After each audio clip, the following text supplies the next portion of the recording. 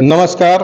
आज का public agenda मेरे साथ अविनाश कुमार के साथ आज हम फिर आए हैं ओढ़ारा ग्राम में और विधानसभा चुनाव को मद्देनजर रखते हुए यहाँ के पब्लिक से और जो अपने अपने नेता हैं अपने अपने पार्टी के लोकल नेता उनसे इस विषय पर बातचीत करेंगे।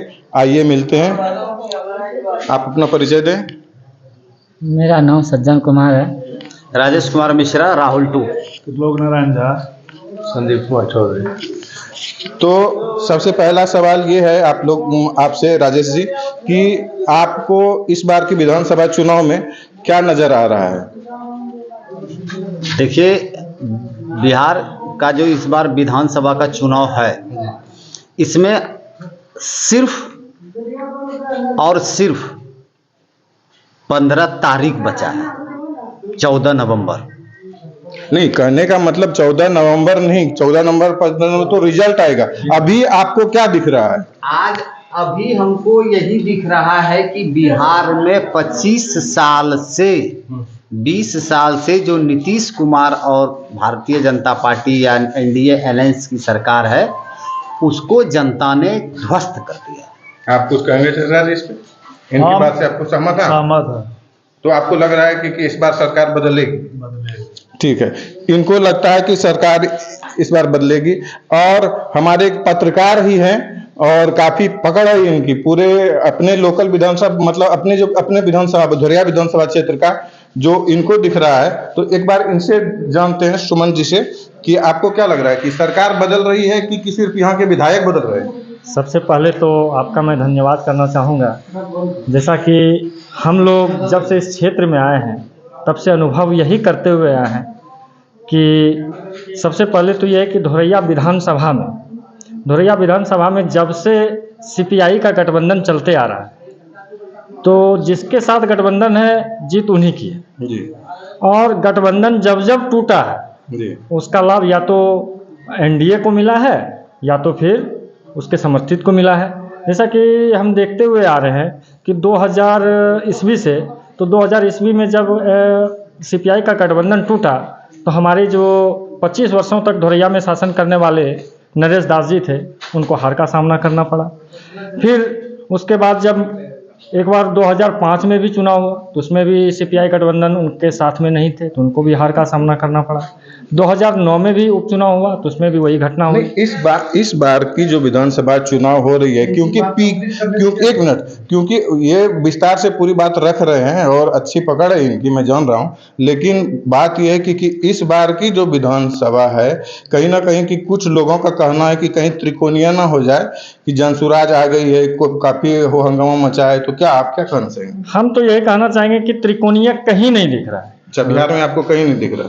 बिहार में हमको त्रिकोणीय दिखाई नहीं पड़ रहा है। जहाँ भी दिखाई है चाहे तो एनडीए है या तो राजद है। जी। जैसे कि अगर हम अपने महागठबंधन, अब महागठबंधन में जहाँ राजद का है, जदयू का है, बीजेपी का है, लेकिन नहीं, एक मिनट सवाल अब बनता है, यहाँ पे सवाल बन गया कि आप एक पत्रकार होते हुए भी इस बात को बोल रहे हैं कि एनडीए है, एक मिनट, एनडीए है और या तो फिर राजद है, और इस पर कांग्रेस के प्रवक्ता को दिक्कत हुई। तो इससे साफ पता चलता है कि कांग्रेस किस भूमिका में यहाँ पे।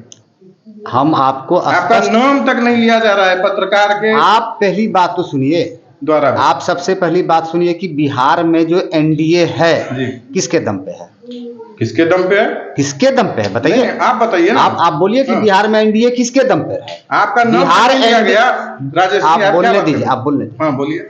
बिहार में एनडीए का बीज जो है वो कौन सा बीज है? शर्म लगता है बोलने में, बोलिए। नहीं, बिहार में तो एनडीए जब से हम लोग देख रहे हैं, जब से हम लोग समझ रहे हैं, एनडीए अपने जगह से अपना जमीनी पकड़ बनाते हुए आया है। आपसे हम पूछते हैं कि बिहार में जदयू नहीं तो एनडीए है?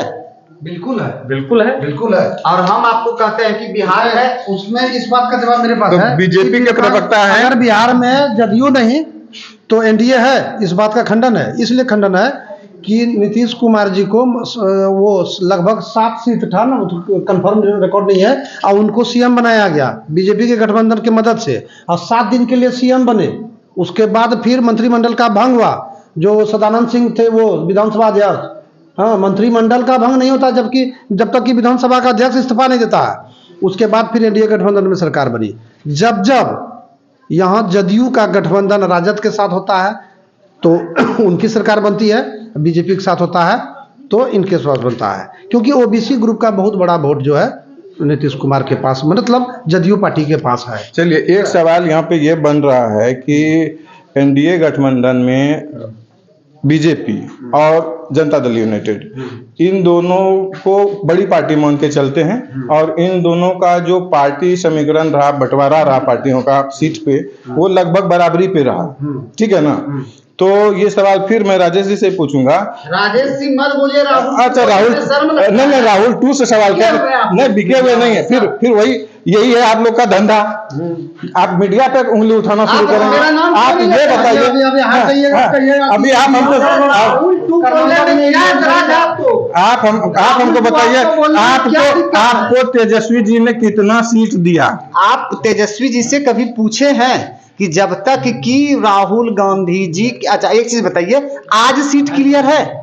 नहीं आप बताइए, तेजस्वी जी ने आपको कितनी कृपा की है? अगर सुनिए, अगर आज हमको तेजस्वी जी सीट दिए होते तो कहलगांव में हमको राजद के साथ फ्रेंडली फाइट नहीं होता। इसका मतलब महागठबंधन सक्सेस नहीं है।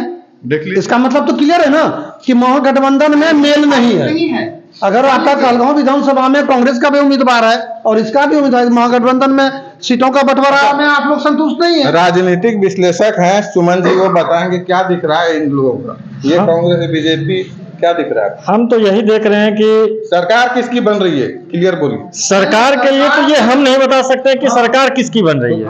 माहौल क्या है? माहौल है कि जितने भी हमारे शिक्षित वर्ग के लोग हैं वो भी अपने अपने अधिकार का उपयोग करेंगे और जिनको विकास दिख रहा है वो विकास के ऊपर जाएंगे, जिनको जाति दिख रहा है वो जाति पे जाएंगे। अब इसी आधार पे पार्टी अपने अपने क्षेत्र में उम्मीदवार को उतारा है। अब ये सरकार किसकी बनेगी ये तो 14 तारीख का आपको इंतजार करना पड़ेगा। ये तो आप पत्रकार के तौर पर जो जवाब दिए, एक पत्रकार के तौर पर, लेकिन जो जनता है, नहीं, हम जनता का एक तो बात बताते हैं कि आप लोग इस बात को बारीकी से, आप लोग बारीकी सुनिए, इधर सुनिए, एक आदमी बोलेगा तो एक ही आदमी बोलेगा, बीच में कोई नहीं बोलेगा। इसके बाद आप ही से सवाल। एक बहुत बड़ा वोट बैंक जो है, आपको बताते हैं, थोड़ा सा माइक दूर रखिए। एक बहुत बड़ा वोट बैंक है, जैसे मान लीजिए कि एनडीए गठबंधन को लगभग 30-35% वोट पड़ता है या 37 मान लीजिए, और महागठबंधन को भी वही 34-32 के आसपास पड़ता है, तो 66% हुआ। रेस्ट जो 34% वोट है उसके पास ऑप्शन नहीं है। बात को समझिएगा। वो क्या करते थे कि वही वाला कहानी, वो लोग आशा देखते थे। वो सिनेमा जो था, कौन सिनेमा था, करण अर्जुन वाला, करण अर्जुन सिनेमा, कि हमको ऑप्शन नहीं है। वो एक ही बिलाप गाता था कि मेरे करण अर्जुन आएंगे, मेरे करण अर्जुन आएंगे। तो उनके करण अर्जुन माननीय नीतीश कुमार और माननीय सुशील मोदी आए। अच्छा ठीक है, एक मिनट 30% वोट के पास ऑप्शन, एक मिनट, चलिए 1 मिनट। 20 साल से आपकी पार्टी सत्ता में रही, ठीक है ना? 20 साल से आपकी